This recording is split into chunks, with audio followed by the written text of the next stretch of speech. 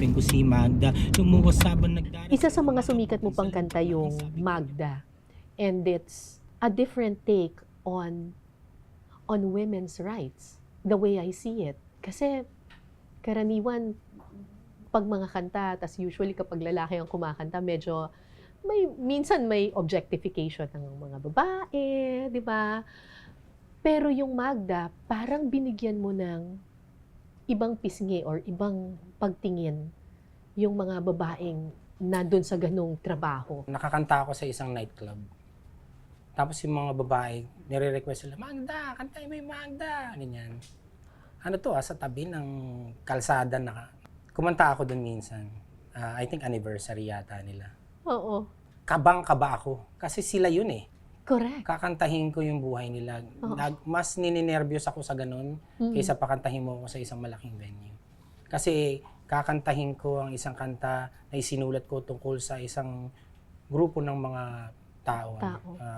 Sobrang nervyos ko. Pero nung nakikita ko sila na masaya-masaya sila, dahil kinukwento ko yung kwento nila, parang ano din yun. Parang very rewarding for me. Saan ang galing yun? Dahil yan sa minsan nga sabi ko pag nakita ko si Rosana Roses, dapat makwento ko sa kanya. Dahil yung movie niya na Ligayang Itawag Mo Sa Akin, yun si Ernesto at si Magda. Yung scene nila na nag-spend sila ng gabi sa isang kubo.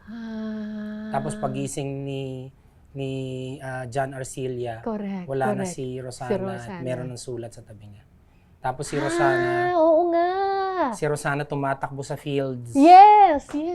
Hinahawi niya lahat ng mga grass. Oo. Nakatawa pero umiiyak. Yun. Sobra akong mind blown nun. College ako nung napanood ko yun. Na-mention mo yung kabang-kaba ka dahil kumanta ka sa harap ng mga babae na dun sa nightclub.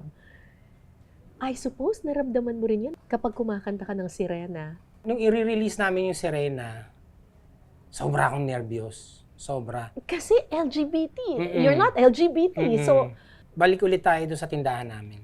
Okay, sa tindahan ninyo. Every morning, si Bridget, kapitbahay namin si Bridget, siya ay isang gay na high heels. Yung high heels niya, mga mataas talaga. Naka-miniskirt. Fully made up, di ba? Tight-fitting clothes. Yes. Pero if you look past that, yung taong yan ay pupunta sa parlor para magtrabaho hanggang hating gabi, madaling araw, para buhayin yung lahat ng kapatid niya dahil siya lang ang nagtatrabaho. Yun yung reason ko kaya ako nasulat yung song. Kaya may line doon na minsan mas lalaki pa. Mas lalaki pa sa lalaki ang bakla. Kasi pinagtatawanan siya ng mga tao every time.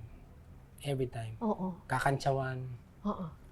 Pero baliwala sa kanya. Oo. And yung ganung determination is very admirable. Pero nung i-release namin yan, syempre sobrang nervyos ko. Dahil nga hindi ko alam ang magiging reaction nila. Pero nung nakita ko na gets nila. Yes. At hanggang ngayon kinakanta. It's like an anthem. Minsan sinabihan ako ni Mike Villegas, isang magaling din na songwriter.